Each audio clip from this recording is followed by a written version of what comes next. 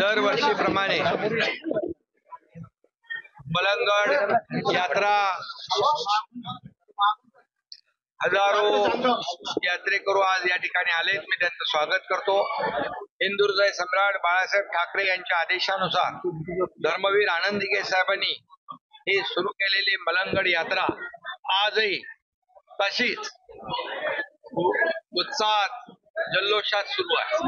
खरं म्हणजे लाखो मलंग भक्तांचा एक जिव्हाळ्याचं नातं या मलंगडाशी मच्छिंद्रनाथाच्या समाधीशी जुळलेलं आहे आणि म्हणून दरवर्षी माघी पौर्णिमेला या ठिकाणी लाखो लोक येतात, लाखो मलंग भक्त येतात, दर्शन घेतात आणि श्रद्धेने या ठिकाणी पूजा अर्चा करतात आणि म्हणून मी सर्वांचं पुन्हा एकदा मनापासून खूप खूप स्वागत करतो।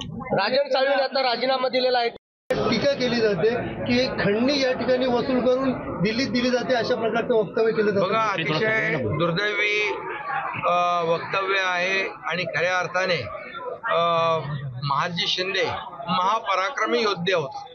अटक से कटक तक दिल्लीच्या तख्तावर त्यांनी आपल्या हिंदुत्वाचा, आपल्या छत्रपती शिवाजी महाराजांचा भगवा झेंडा डौलाने फडकवला। त्या महापराक्रमी महादजी शिंदे यांच्या नावाचा राष्ट्रगौरव पुरस्कार माझ्यासारख्या कार्यकर्त्याला दिला हे माझा भाग्य आहे। पण हे सर्व जे विरोधक आहेत त्यांच्या पोटदुखी उठलेली आहे, पोटसूळ उठलेला आहे आणि या पोटदुखी द्वेषाने पछाडलेले आहेत। या द्वेषामध्ये ते काय बोलतात तेही त्यांना कळत नाही। महादजी शिंदे यांचा अपमान केलाय, एका महापराक्रमी योद्ध्याचा अपमान केलाय। त्याचबरोबर या ठिकाणी साहित्यिकांना देखील दलाल म्हटलंय। या तमाम महाराज जे दिल्लीमध्ये अखिल भारतीय मराठी साहित्य संमेलन होत आहे, या साहित्यिकांचा देखील अपमान केलाय दलाल म्हणून। आणि त्याचबरोबर या देशाचे ज्येष्ठ नेते शरद पवार साहेबांचाही अपमान केलाय। राजकारणा पलीकडेही जाऊन काही नाती जपायची असतात, संबंध जोडायचे असतात, हे पवार साहेबांनी दाखवून दिलं। आणि मी देखील माझ्या 2.5 वर्षाच्या कारकिर्दीत काय, माझ्या 10 वर्षाच्या मंत्रिपदाच्या कारकिर्दीत, 40 वर्षाच्या माझ्या सामाजिक कारकिर्दीमध्ये मी कधीही राजकारणाच्या कक्षेमध्ये बांधून स्वतःला घेतलं नाही। मी राजकारणाच्या पलीकडे मैत्रीही जपली, संबंधही जपले आणि म्हणून तर या राज्याचा मी मुख्यमंत्री होऊ शकलो।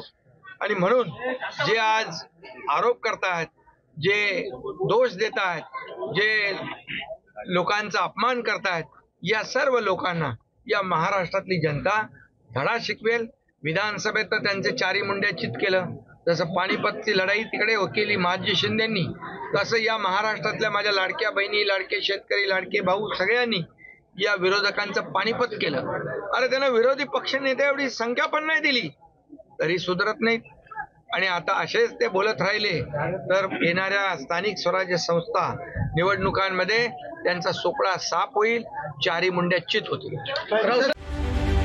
रत्नागिरी 24 न्यूज चॅनलला आताच सबस्क्राइब करा आणि शेअर करायला विसरू नका।